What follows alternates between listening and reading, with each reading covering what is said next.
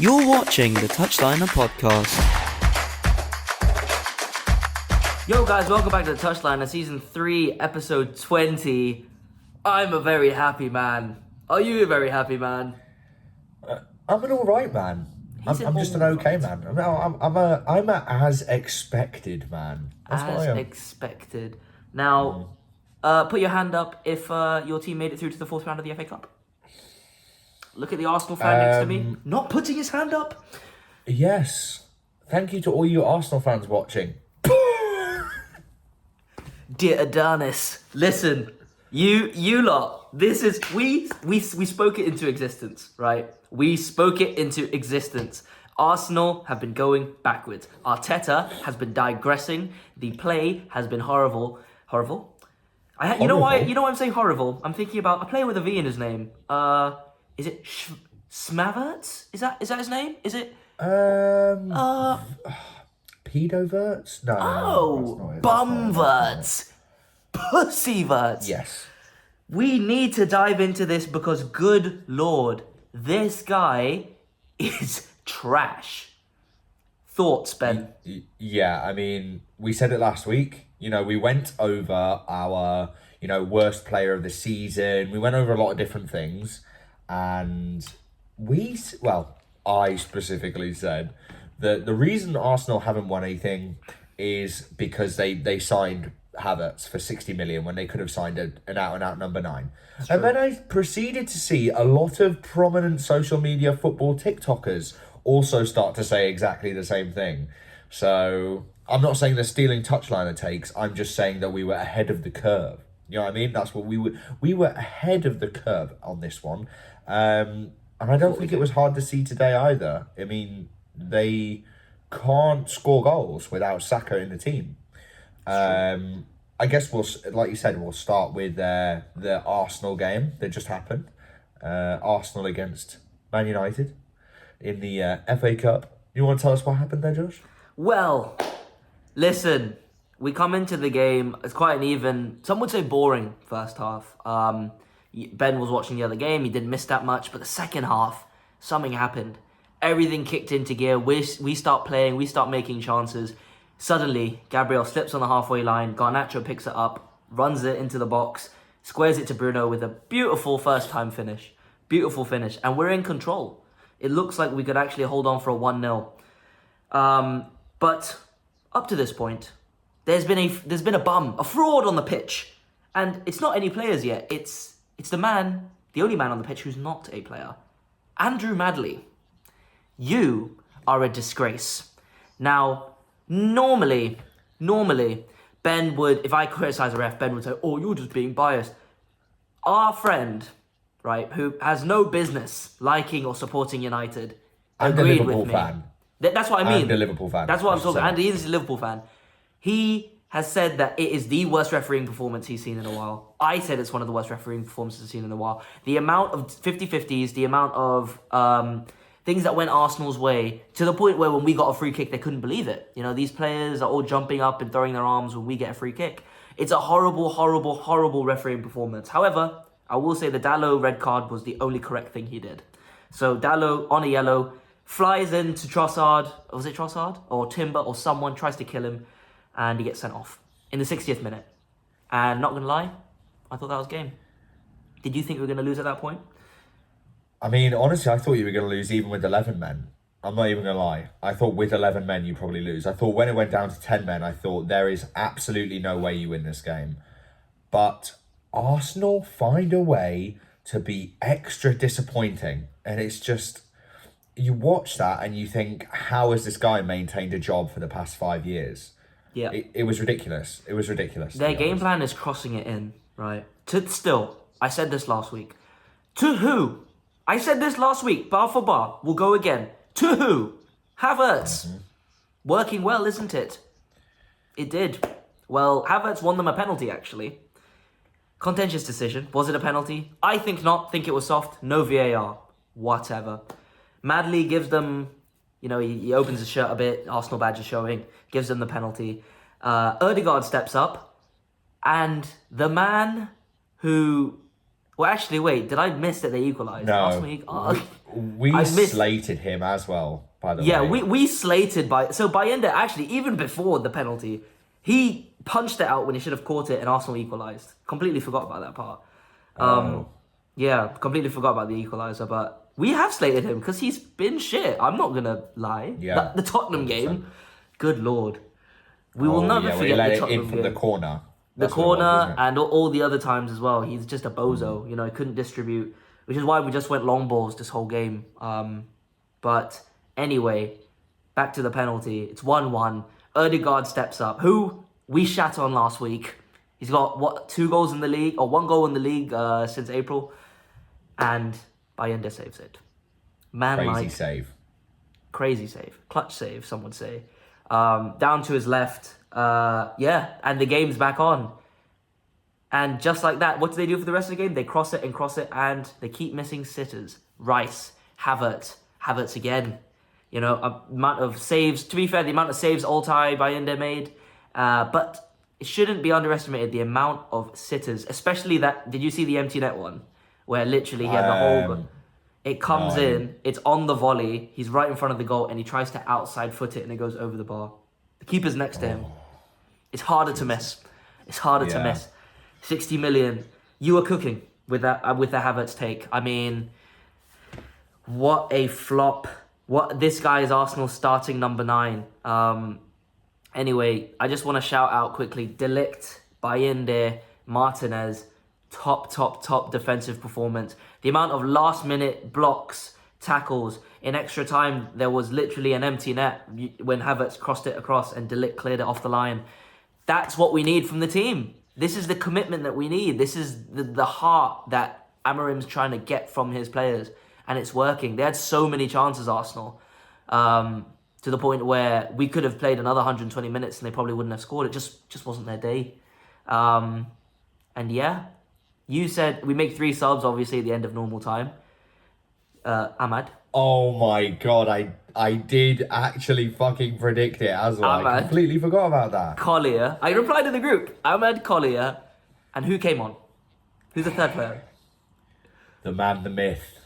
The young star. Some would say the most promising striker in Europe. That's what some would say. He has to be. And what did you say when he stepped onto the pitch, Mr. Xerxes? I said, Xerxes to score the winner.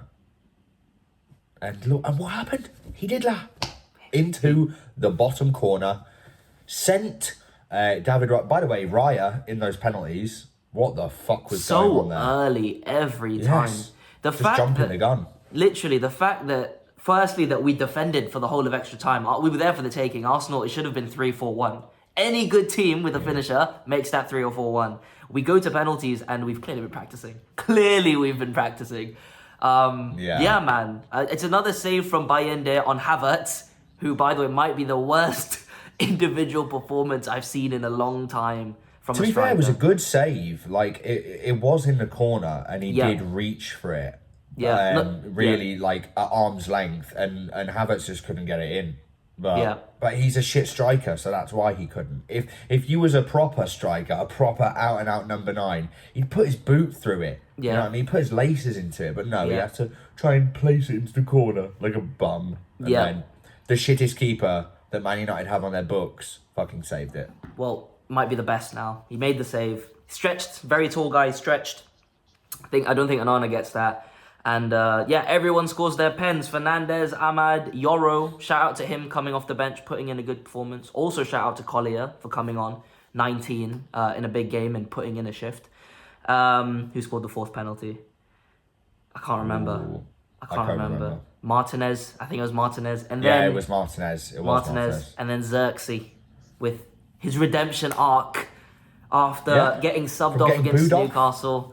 Or could have literally bottled it against Liverpool, could have shot himself. Now he's knocked Arsenal out of the cup. And now in their last 8 seasons, Arsenal have been knocked out in the 3rd round of the FA Cup 4 times. That is a disgrace for a Premier League. God.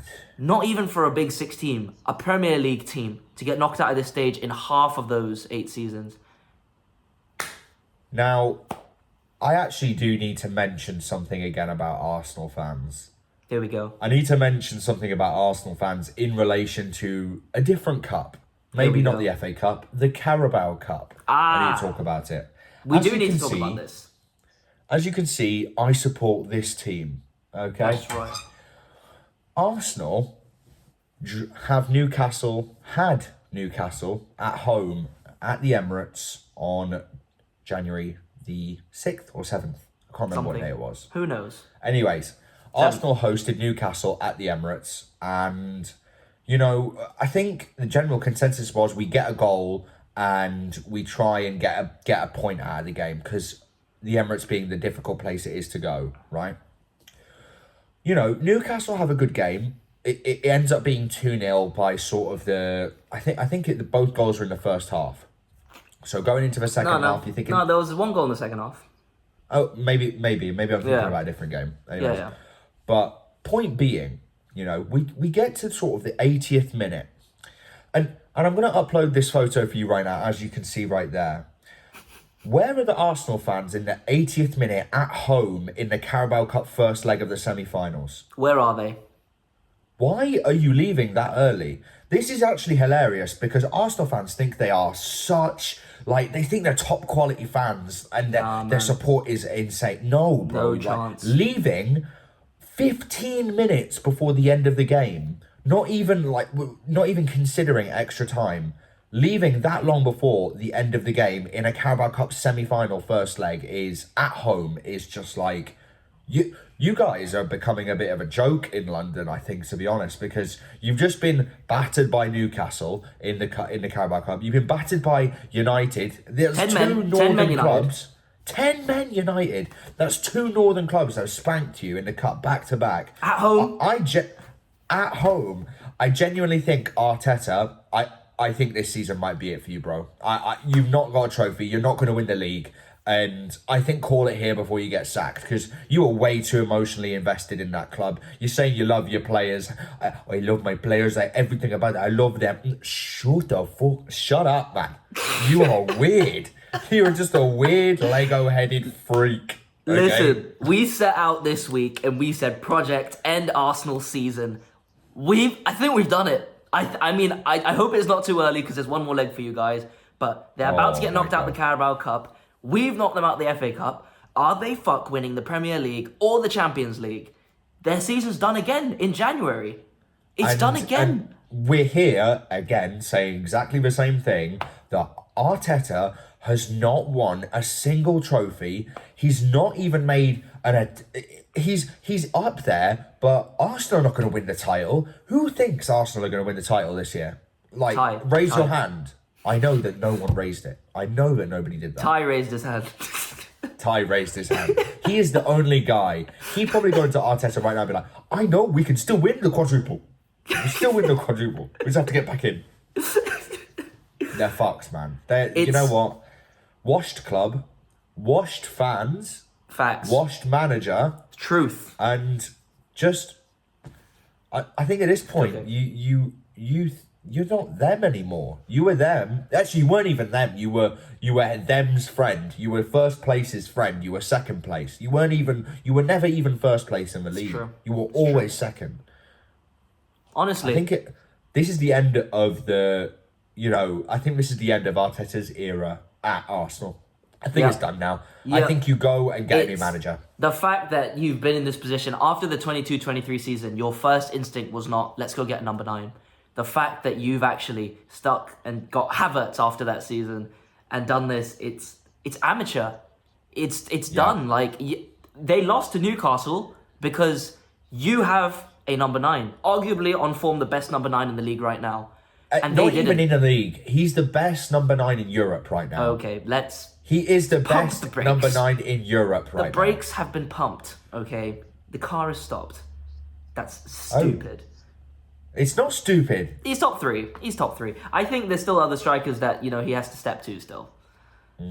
He's definitely the most well-rounded striker in Europe. Yes, I'd say that for sure, because his dribbling, Isak's dribbling, he would, if Arsenal went for him in 23, I think that would have been a good time, but They've missed This their is the chance. thing, man. We've been saying that Arsenal had the chance to sign Isak when we did. We Yeah. put the money up, and he came to Newcastle because he understands the project at Newcastle. His agent came out and said Newcastle are sleeping giants in the Premier League. They are going to be big. If you get there now, you can be part of that uprising. And the irony of Arteta coming out and being like, "Oh, well, other teams have spent a lot of money, and we just can't necessarily match that at the moment." Mate, you literally signed Declan Rice for 110 million. You signed Havertz for 70 million. You signed Martinelli. What? That's all your signings, and you're saying that you haven't got the backing or the funds to match United or Newcastle. It's the personnel, man. It's the personnel. The fact that after last year, when they were like, "Oh, we're actually still got a chance to like challenge," and they go and sign Calafiori, Mikel Merino, and someone I can't remember who else, but Sterling on loan. Like, is that a Premier League title challenging transfer window? Washed. Am I wrong? Marino washed.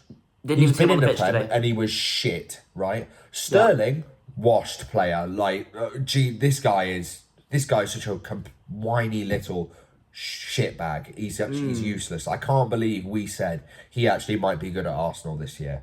And Martinelli, the man who is now becoming a fucking Pep system player. Every time he gets the ball, drives it up the pitch, he starts turning it around. It's Almiron. He's literally Almiron. Brazilian Almiron. And don't forget about Odegaard, most overrated creative player.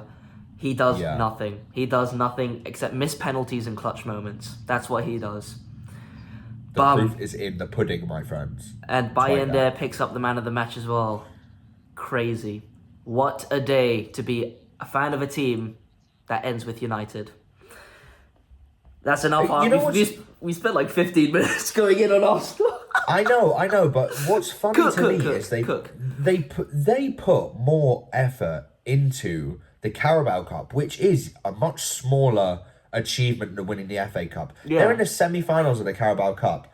And it doesn't even look like they tried to score in this United game when I was watching. I watched the second half and I thought, this is hopeless. Like Declan Rice heading it at Bayender, Havertz missing that one-on-one. It just seemed like they have no ideas. And the fact that they are arguably putting more effort into the Carabao Cup, a smaller cup, when they are Arsenal, they're supposed to be this big top 3 team in the Premier League, and they're trying to win the Carabao Cup over the FA Cup. It's like they're not even trying anymore.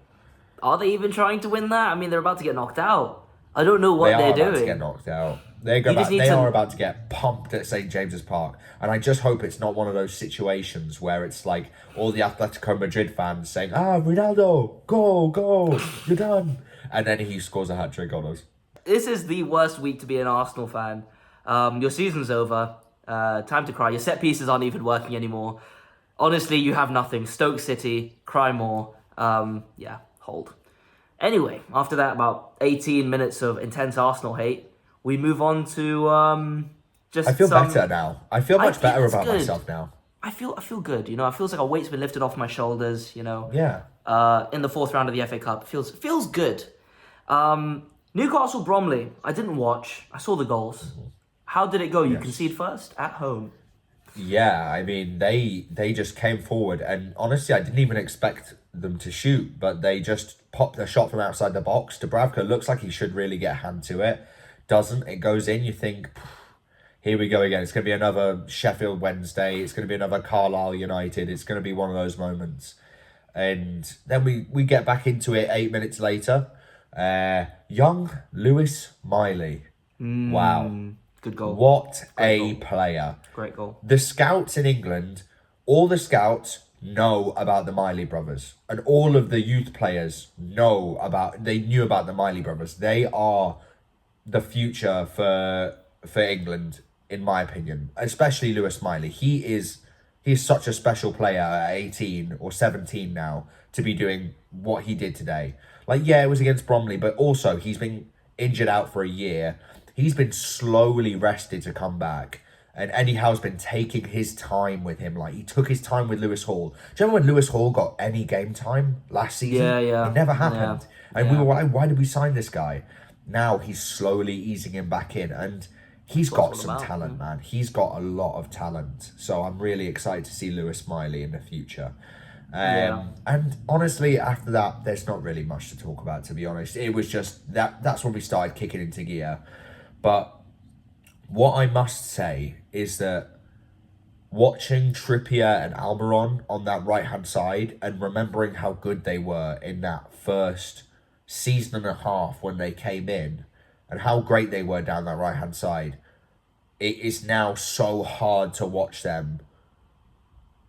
Just, they look like shells of themselves, honestly. Yeah. And you know that something is wrong with your game when Jacob Murphy is outplaying you and has taken your place on the team. So, honestly, great result for us today. Seemed like an easy win after the sort of the first 15, 20 minutes. Yeah. Not going to celebrate it too much because we have Birmingham in the next round. Not exactly the hardest game, but a step up from Bromley. And yeah, I'm excited to watch that. That'll be a good game as well. Away at Birmingham. That'll be good. Yeah, we got a favourable draw too. We got Leicester at home. Van Nistelrooy coming back. Another home draw? The King. Oh, literally just played away. Huh? This guy. Where is he? He's there. Bum. Yeah, so we are... Oh, Real Madrid just scored against Barcelona. Mbappe. Interesting. Oh, who cares? In the Super Cup final. Super Cup. Supercopa de España. I don't know what the equivalent is. Translation to Audi Cup. I think it's their Carabao Cup because the other one's the Copa del Rey, which is the FA Cup. That's the big one. Yeah. But yeah, anyway, moving on. City getting a huge win, 8-0 against Salford. But I'm not here to talk about the game. And I'm not here to talk about Grealish scoring after we shat on him last week. I know what's coming. I'm here to talk about the Poznan celebrations. 8-0 against League One Salford. Good for you, man. They're all doing... If you don't know, they're all jumping with their backs to the pitch, up and down like this. Like they won the Champions League final. What like they used to do when they were on the come up before they became like the big dogs, when they were challenging for top 4, when they were mid-table, they did it. They actually stole it from a team in Poznan, which is why it's called the Poznan. So, not original. Anyway, they're doing it, and one guy does a plane gesture, which, you know, if you don't know, it's about the Munich air disaster. United lost most of their team in 1958 when a plane crashed in Munich on the runway. There was a City player in the plane. That's crazy. And the City fans doing that because they are all inbred. So. Oh. Yeah. So, you know, they just don't know. They are Except idiots. for one of my work colleagues, he's not inbred. He's nice. I like that one City fan. I like. Nope. Oh. All of you that are advocates for this, at least, fuck off. Honestly, the fact that there's a City player on board and they don't even know, idiots. Anyway. City, well done on your win against the team 2 tiers below you at the Etihad, which was empty after 60 minutes. Good for you. Moving on, Liverpool beat Accrington Stanley. But I'm not here to talk about the performance again. Chiesa scored after we shat on him last week. Can't do this anymore. It's getting ridiculous because we also shit on Havertz, but then Havertz scored as well recently, and not against us, to be fair, or you. Not against us though. Yeah. So that's the important thing. We said he was one of the worst signings in the league, which he is definitely. Yep, he is. And then not even like a couple of games after, the exact game after that episode came out, he goes and scores in the 89th minute or something ridiculous. Yep. What are we doing here? Our luck. But yeah, Liverpool go through as well. No shock there. Accrington at home. They're going to win. Ipswich won 3-0. But we're not here to talk about the result. Calvin Phillips scored. Calvin Phillips, another player that we've slated on this podcast. We did last week. We literally did last week. Yes, we did. And again, it's deserved. We're not giving out hate for no reason. These guys are bozos in their own right. Like Chiesa, what is the point of him even being there? I wonder what wage he's on right now. For nothing as well. Yeah. Calvin Phillips can't find a club where he's good at anymore. Like, actually might as well just start playing volleyball, because you're not good enough to play football anymore, brother. Go Damn. and play volleyball, honestly, or golf. Volleyball. Join Gareth Bale. Crazy. Yep. I think it's time. I mean, he's definitely not good enough anymore. But one result that I do want to talk about is Tottenham. They draw 0-0 with Tamworth after 90 minutes. And Tamworth actually have a chance in the last minute of normal time to win it. But they throw it away. Goes to extra time. Big boys, Son, Kulusevski, Solanke, all on the pitch. Tottenham win 3-0. What are you saying about Ange? What are you saying about Tottenham going in now? I think that if they had lost that game, that would have been it for Big Ange, to be honest. I think that should have been it, because that was a close chance at the end. I saw the highlights. They did throw it away, to be honest. I think that Ange is now on a tightrope that can be cut really quickly with one or two losses in a row. It's getting against, maybe some lower side teams. It's getting to the point now where you have no idea going into a Spurs game, no matter the opposition, if you're going to get a point, 3 points, or a loss. You don't even know anymore, because you have no understanding of if these players are going to show up, if Ange is going to change his tactics up. Probably not, because he's the most stubborn manager in the world and he refuses to. I think he actually has this moral high ground. He takes this moral high ground over English fans sometimes, because he thinks, because he's from Australia, he has this outside perspective that he can look down on and see all the issues. And you're actually just an average manager. You are just an average manager. Average. And average. Like, you won in the Scottish League with the team that wins the league every year. Like, it's nothing special. I think Brendan Rodgers is about to do exactly what you did. He's done it already, Brendan Rodgers. Yeah, he's already done it. So, I think... What are we talking about? Should he get the Spurs job? Should Brendan Rodgers get the fucking Spurs job? You know what, that would be quite fun. That would be cinema. I want to see that. I don't like as well, I don't know if you remember last year, Ange played down or was it this year? We played down the derby. The North London derby. He's like, oh no, another game. I'm like, that is not what it is in England. It's a very big deal, a local derby, especially the North London derby. I think you're right about the moral high ground thing, because I actually didn't even think about that. Because why else when else have you ever seen a foreign manager come in and be like, oh no, I don't care about the derby? It's never happened. It doesn't happen. What do you mean? Yeah. If Amorim came out and in the Liverpool versus United game, and just went, yeah, it's just another game. We're just going to play it how we would any other game. You'd be like, what the fuck are you talking about, mate? It's like the most important game of the fucking season. I would be really angry, yeah. I mean, look, we're going to see if his methods pay off, because Tottenham beat Liverpool in the first leg of the Carabao Cup. They were at home, though. 1-0 Bergvall. Obviously, all the Liverpool fans saying, oh, it should be second yellow. No, shut up right now. Should not have been a second yellow. Tottenham score. They steal the first leg, but now they have to go to Anfield and not lose. Yikes. So I don't know. They that's can't gonna even happen. do it against Tamworth in normal time. So you know what? It would be so Spursy, and I hope this is what happens. Spurs make the final against Newcastle, and on that day, I will be praying on Ange's downfall. I do not want Tottenham winning the league, but I am aware that Newcastle fans will get carried away, but it's a small price to pay for Ange's sacking, because this guy does not get it. I don't think he gets it.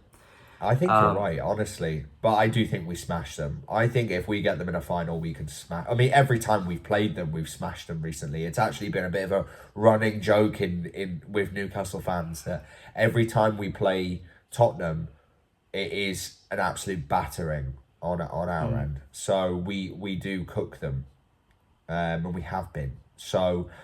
But it could, like you said, it would be so Spursy to start performing in the final, But I don't think they can go to Anfield and win. That's the thing. I just don't think they can do that.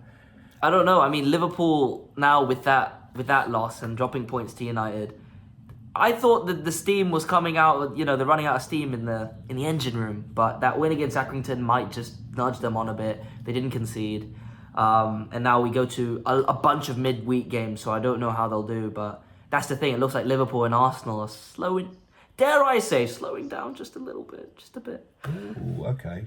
Just a bit. I mean, I don't think it's that big. I don't think for Arsenal it doesn't really matter. For Liverpool, I just think they'll maybe drop a few points here and there, but not enough for anyone to catch up with them. I still think the league is theirs. If they do give up the league, disgrace, biggest bottle ever. We keep saying it. I'm gonna keep saying it because I'm speaking it into existence. But yeah, there have been 2 managerial appointments this week. I want your take on them. Oh. 2 British managers. So, Yes. firstly, Everton sacked Deitch, who you said they said would get relegated last week, and they hire Sir David Moyes without the Sir. Moise, he's And back. he's back after, 11, 12 years away since he went to United. Do you think he will be successful? Yeah, I mean, he has to be, right? Like, he's taken West Ham to their first European trophy in fuck knows how long. I think if I'm ever. not mistaken. I think ever. Ever, maybe, yeah. And, you know, the last time he was at Everton, he got the United job. So clearly he was doing a good enough job with, you know, Fellaini in the team. He was doing a good enough job then. He's just done a great job with West Ham. I thought he got sacked a bit harshly, to be honest. I didn't think he deserved that. I think he'll do a good job going into Everton. But it's interesting that I actually think David Moyes now is too good for Everton. I think he's too good to be managing Everton. I don't know about that. Everton are... this is the thing. What are Everton fans thinking right now? They've just had their manager sacked. Yeah. Right? And they've had a manager come in who they've had before, but who also has gone on to do much better things since then. Like, does it not feel like a bit of a, like... It feels like a big step up Deitch to Moyes. Do you not think? I think it is a step up, but I think it's perfect for him. I don't think it's beneath him. I don't think it's a level below. I think it's perfect. He's been out of a job since getting sacked from West Ham. And now he's got a club which he knows very well that they're moving into a new stadium. They're trying to get to the next level. And you've got all these players that are a bit lost for direction. You need someone to steady the ship. Perfect. He's going to steady the ship. He's going to secure them safety.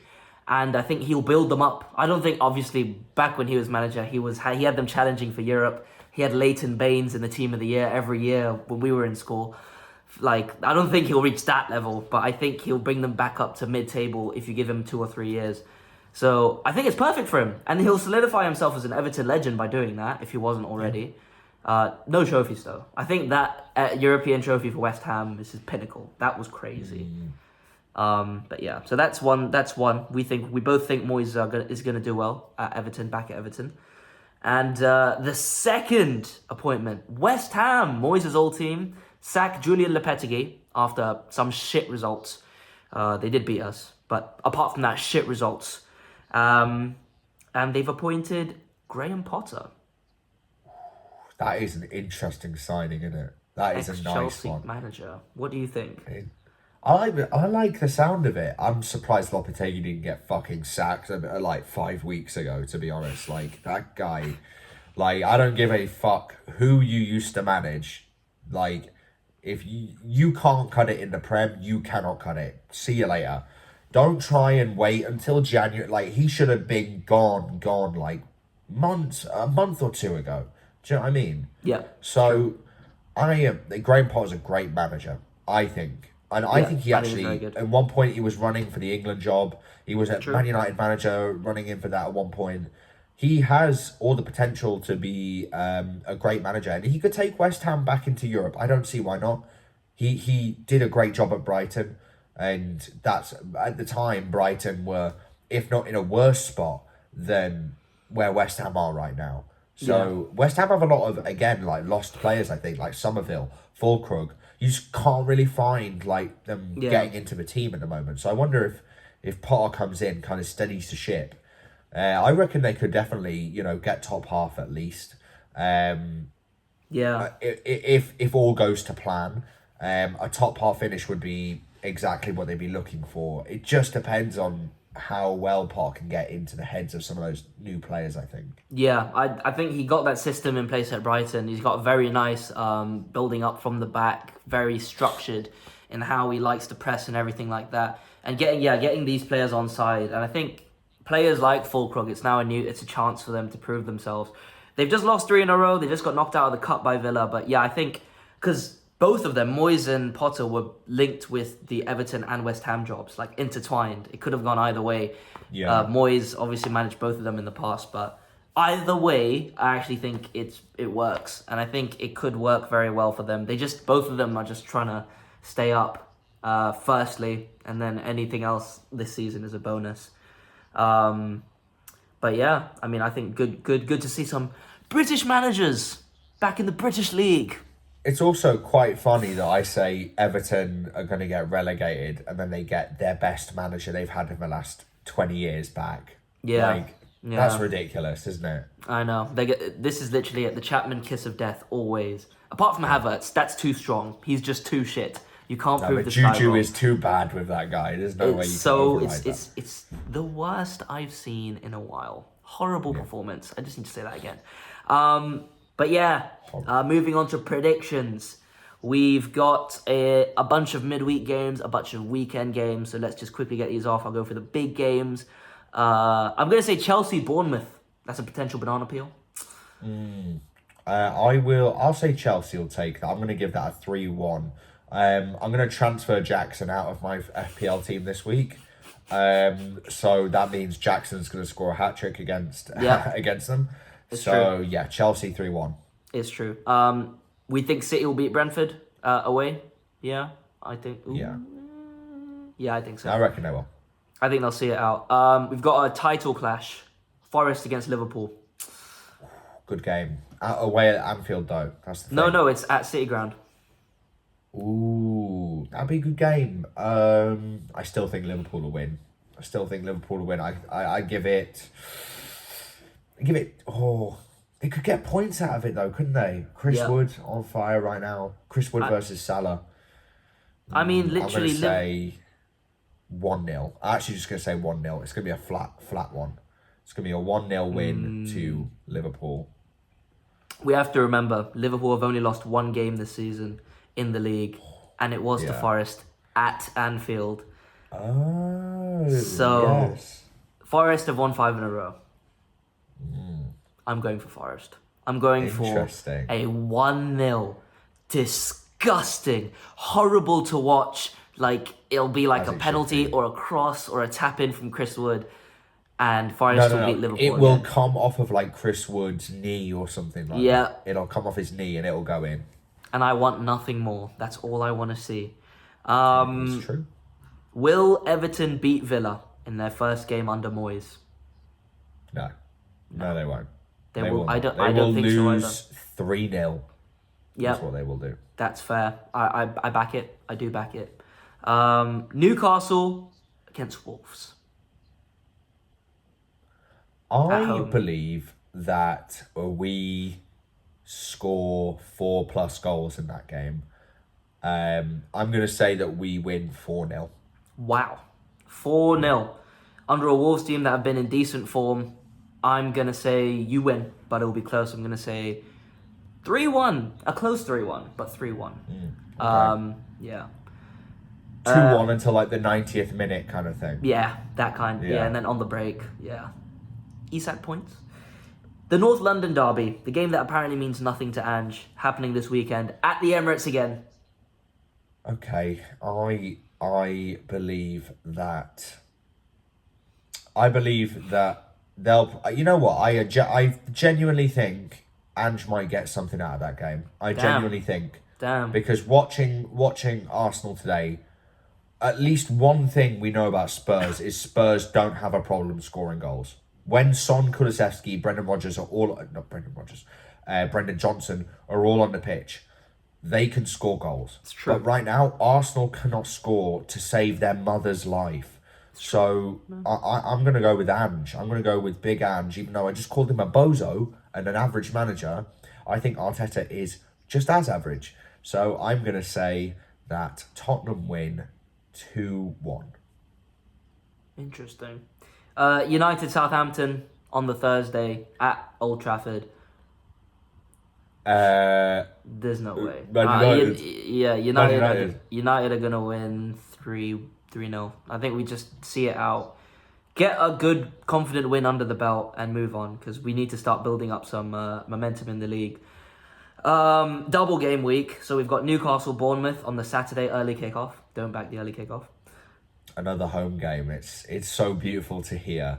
It's gonna be a bit closer. I think you've got to worry about how good Bournemouth have been this year. So I'll say a 2-0 there, but with one of them being a penalty. That's how I see it going. Okay. A cheap penalty. So really a 1-0, but it's 2-0. I'll go with a 1-1. I think Bournemouth are very, very good at beating big teams. Oh, sorry, not beating, but taking points from big teams. Arsenal Villa. That's a tasty one. Ooh. I'm again gonna say draw there. I'm gonna say 2-2 there. Okay. Again, I just don't think that they have right now. That Jesus just got injured really badly. He's going to be out for a while. They've not got a backup striker, so it's good. It's just got to be Havertz. And Sterling. Havertz, no Saka, and Sterling. Yeah, good. I'm going to say Villa beat them, actually. That's a ridiculous front line. Jesus Christ. That is horrible. Everton, Tottenham, I just want to mention because I think Moyes beats Ange there. They're at home. Yeah. I would agree with that. I think they beat them. And then United against Brighton is the last game we're going to predict. At Old Trafford again. Big game. I'm going to say draw because they are a tough team. And their manager is young, but he's very good. And I'm going to go with a 2-2. A high-scoring draw. Okay, we could easily lose. I'm going to say that you get a result out of that. I'm going to say you get I'm going to say you get 3-1 out of that. I reckon Xerxes scores, and I reckon you heard it here first. And I reckon Højlund will get on the score sheet as well. So it'll be Højlund subbed off, then Xerxes on. Xerxes scores the final. The new Xerxes fan. He's the new Xerxes fan. He just loves him. He doesn't think he's a bozo at all. No. So yeah, that's pretty much all the predictions. We've got Bum of the Week. I don't think they actually. Who do you want to pick? I'm obviously gonna pick Kai Havertz because good lord, you are rubbish, my friend. You are trash. Who will you go for? I'm gonna give 2 bozos of the week. One because I actually think we forgot to mention this bozo last time. I don't know if I did mention him or not. Here we go. 2 managers. Oh. Arteta. Arteta, obviously. Ange. There we go. Okay. Ange for saying, "Oh, well, on a fair playing ground, we would have won that game 8-0. We would have won that game," and then he says it about 18 times in that one interview. It was a fair game, and you got fucked, mate. So, don't know what the fuck he was talking about. Then Arteta for just signing Havertz, probably, I think. And for your tactics of crossing it into him when he's clearly not a number 9. Actually, and also for employing that set piece coach, because the commentators in the Newcastle game versus Arsenal, when we were at the Emirates in the first leg of the semi-finals, the commentators, who were supposed to be impartial, said, "Oh, well, it's just ridiculous when you see set piece coaches running out all the way outside their technical area and up literally to where the subs are warming up, all the way down the line there, so he can give instructions to the guy crossing it in." Who do you think you are? Who does this guy think he is with a mural in fucking North London? I can't believe that. I can't believe that. And we have to count how many set pieces they scored in these 2 cup games this week. Important cup games. We've got sorry, my bad. Couldn't even score a penalty in the game. Couldn't even score a penalty against United. So that's exactly 0 set pieces. They've been found out and they have no plan B. This is Arteta, 5-6 seasons in. Good Lord. I am excited to go and watch Arsenal Fan TV after this. I hope you guys enjoyed this Arsenal Hate Watch special. Literally 70% of this episode has been us ripping into Arteta, Havertz, the team, the defense, the set piece coach, your tactics, everything. Hold that. And yeah, hopefully next week we'll be just as happy, just as boisterous after our teams win and Arsenal lose again. So everyone, please like, comment, subscribe, follow, all that good stuff. Repost ourselves on TikTok, and we will hopefully see you in the next one in a bit.